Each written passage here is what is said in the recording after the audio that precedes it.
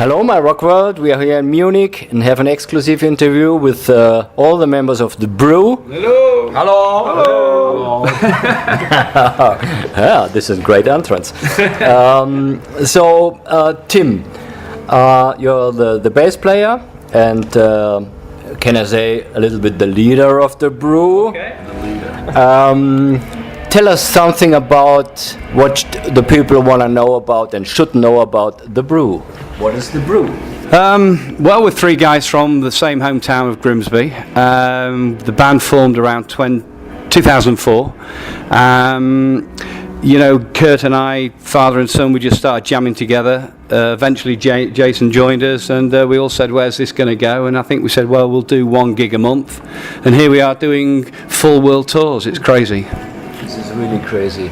Yeah. Because normally the dads play in rock bands and the sons have to join the concerts, but not son and dad is playing in the same band. Well, which I think I was telling the guys, I heard a story that the guy from the bass player Bucky from Joy Division and A New Order plays with this lad. In the band now. So yeah, I've started a trend. You see, that's what it is. A new fashion of music.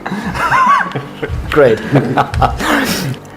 Your new album, which maybe say it's one of the FAF myRockworld albums, I think of 2014. It's great. It's called Control. Yeah. Please tell us something about the new release. What is different to your last album, The Third Floor? And is there any special meaning in the album title Control? Well, Tim, you answer that one. Well, the Control idea, people have asked me if it's a concept album. It isn't. To me, a concept album is Tommy by The Who, but this is just a theme of songs which runs through the whole album. And the idea it just came to me. The idea just came to me, and I put it to the guys. They loved the idea, and it just went on from there, really. So it was on the spur of the moment. It just happened to come, and it seems to be well received, which is always good. We sort of started from scratch as well with the making of Control because we're a live band, and we decided to work with a different producer this time, Toby Jepson from the Little Angels. Yeah, I love him. Yeah, and he said, you're a live band, you're three guys playing. Let's record this way. It's more powerful that way. And for years and years, we've been trying to get the energy of our live shows across on record. Yeah. And it's always been proven to be quite difficult. And this album really has captured that energy. And hence we're getting very good reviews from it. And, a lot more people are digging the shows and digging the record because they say it's like a live show. Yeah, the sound is great. The drum sound is great. Oh, I love this kind of old-fashioned drum sound because nobody knows how to microphone a drum set. That it sounds like the old way of it should sound. This is exactly what I asked Jerry Shirley of Humble Pie how he get this crazy drum sound, and he said we always thought about in the studio like we were doing live shows. Yeah. So maybe this is it. Well, we started from scratch with the drums and said, let's do it like they used to do in the old days, like you say. It was all about creating space. Yeah. Microphones in the rooms. Lots of ambient mics. Distance. We had microphones in. The place we recorded at is a fantastic Georgian house. And there's a ballroom next to the live room. So we had microphones in the stairwells, we had microphones upstairs, we had microphones in the ballroom. Like Led Zeppelin does it. It was. We spent 2 days on the drums getting the drum sound right. Just unbelievable. And to top it off, we were recording onto a Neve desk. A Neve desk, yeah. One of those, the old 70s Neve desk. So it was really, that captured the warmth as well of the drums. That's great. Do you have any an own individual favorite song on this new album, and why? Well, it keeps changing. Yeah. When we was in the studio, we all had our favourite songs, and then after we came out of the studio, we had a new favourite song, and every time, I love listening to the record. I love it, and every time I listen to it, I have a new favourite song. So I guess that's a good thing. We like them all, really. I think that's true. I think I can actually listen to this album and forget that it's us playing it and enjoy the album, and that's a first. That's a good sign as well. That is a first for me. Yeah. And lyrically, for me, I like the guys. No favourite particularly. Lyrically, my favourite would be Rewind because it's very personal. But yeah, no favourites, all favourites. Yeah. It just changes. In the studio, I loved Eject and Skip. How long does it take to record the whole album? It took us 2 weeks to record the whole album, just under a 2 short weeks. period But of you had time. the songs before. Yeah, it was a short period of time for many reasons. One, we was well practiced with the songs before we went into the studio. We had the arrangements done before we went in the studio. We had the lyrics done before we went in the studio.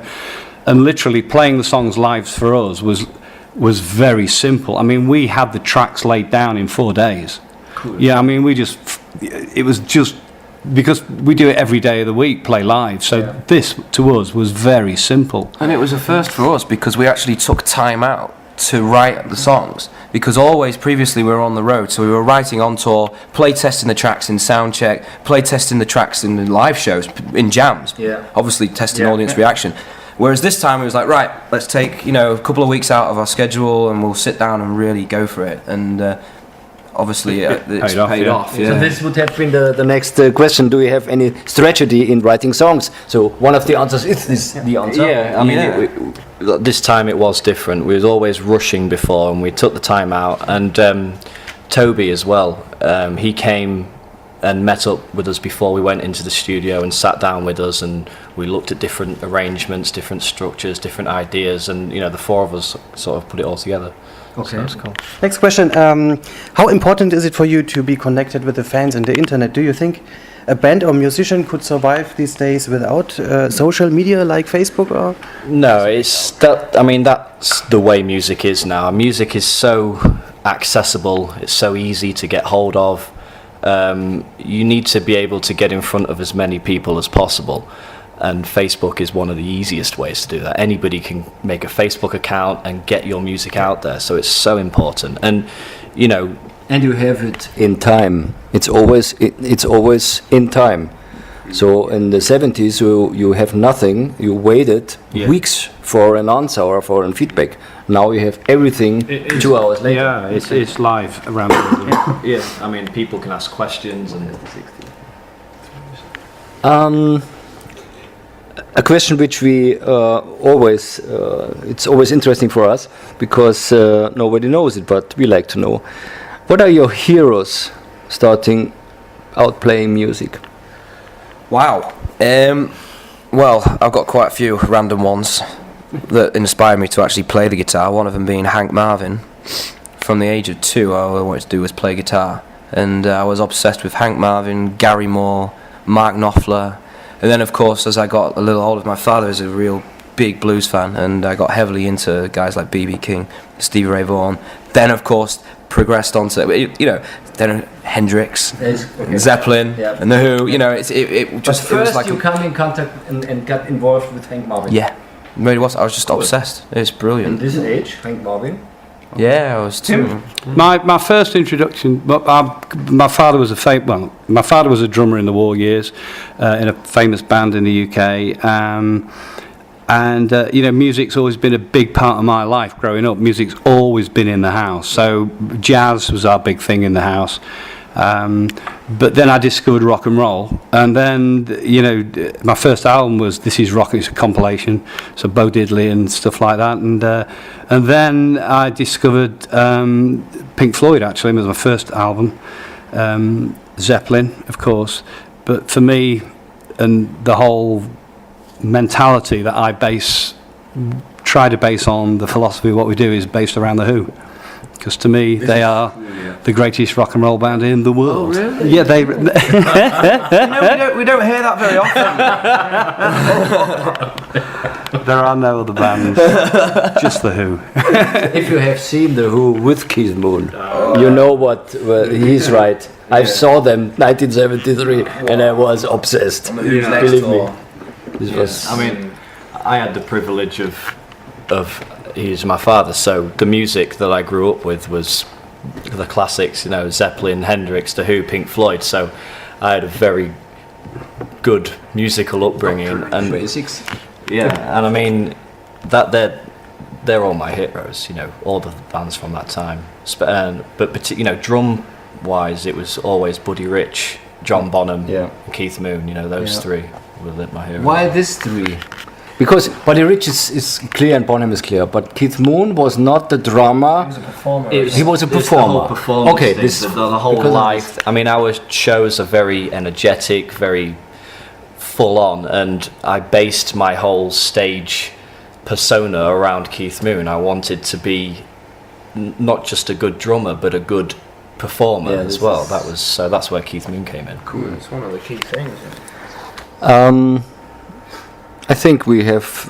Let's get into. What do you think about the music nowadays and what's going on behind that, all that stuff, from your side of you? Well, when you say that, do you mean the commercial side of it, like Yeah. One Direction Yes. and all these bands? Well, we don't like it, of course. No, for me, it's just propaganda. It's just people with lots of money pumping into the mainstream radio stations that can get their songs played 5 times a day and drilled into people's heads. People don't. They don't have to discover Mainstream music nowadays is very throwaway. It's very of the moment. You know, you have this is the next big pop band one week, and then next week it's somebody else. Yeah. Next week it's somebody else. There's nothing of any lasting value. Yeah, there's no nothing of longevity. any real substance. You know, the bands of the old days like Hendrix and Zeppelin will last forever, and I don't think there's many bands today that will last forever. You know, I mean, there are so many great bands. What do you say if, like Miles Davis said, why should I play jazz anymore? I played everything, so everything is played in jazz. It's in rock. It's the same thing. What do you say about that? Well, I think it's a genre that will. Well, for me, It's not the case. I mean, you know, there are still great bands developing and being born that are finding their own influence and effect on rock music. Yes. For example, our album, Control. Yes. You know, people say it's a good album, and yet, yes, it's based on the past, but then all music is based on what's gone before it and progressively moves forward. So it hasn't all been done. Yeah. There is still great music to be written. Good word. There are Good still word, great albums to be written. Is there anything you haven't done yet musically, and you think one day I really love to do that? I was going to say something a little bit rude then, but I'm not going to say. Playing with the big I was orchestra. going to say playing with. No. I mean, Opera. opera, you know, orchestras and Deep Purple. I don't really think mix. the end of the But career, to be honest. no, I mean, our next goals really, we want to play arenas. You know, just come wanna on, we want to reach out as many people as possible. We want to play arenas. We want to do arena tours. You know, we're doing great club tours now, great hall tours. Yeah. We want to do arena tours. That's our goal. Yeah. Very simple. Yeah, I mean, I want to put. Well, also we want to hit like Japan and places like that. Yeah, we're going to go to Asia and Get to Asia and experience that. Man. Please tell us some secrets about the Brew or tour bus secrets or something else that nobody knows. Funny tour bus secrets or It's something. for us to know and That's no it. one to find out. that's the beauty of things like Facebook. Everybody knows everything. I could tell you certain stories about that, but then I would end up being divorced, so I can't afford that. So I could tell you, but I'd have to kill you afterwards. Which is okay. Before we can upload the interview, it's okay. Funny story actually. The last time we played this place in Yeah. Munich tonight backstage, the mixing desk set on fire. The actual mixing During desk. the song. During During the the show, song, yeah. it During set the on show. fire. And luckily enough, our sound guy is very professional. And you did He the ran Hendrix off. tribute or Well, what? we just jammed. We just jammed, literally. Really? Had to keep going. Yeah, we just jammed, and our sound guy memorised all the EQs, memorised all the levels, ran down to the monitor desk and patched everything into the monitor desk, and just did sound from the silence of the stage. Within the same song. That was the most. Yeah, man. This is a cool story. We were just like, oh, it's gone down. So he turned the monitors to face the crowd for a little bit. So we got some vocals. This is a good story. And we were just jammed. Hopefully there'll be no fires tonight. So no, you don't have to drive the cars into the pool nowadays. No, You have no. burning desks. I love that He story. rocked so hard we melt the desk. Okay, here we go. Some last words to your fans, please. well, thank you very much for all of your support. Please get yourself down to the shows on the tour. You know, we're looking forward to partying with you guys. And that's the thing. Our fans are so passionate. They really get behind the band, and we're not the kind of band to hide away in the dressing room. Or we want to talk to the fans. We want to be with the fans because that's the reason we are here. So, you know, come to the shows. We'll have a drink together. We'll have a party together. We'll rock out together. You know, and keep coming and keep enjoying it. Okay. Keep supporting live music until we get very famous, and then we'll just drive away in limousines. Yeah. Thank you very much, guys. Thank you, man. Thank you. Bye. Thanks, man. Thanks, guys.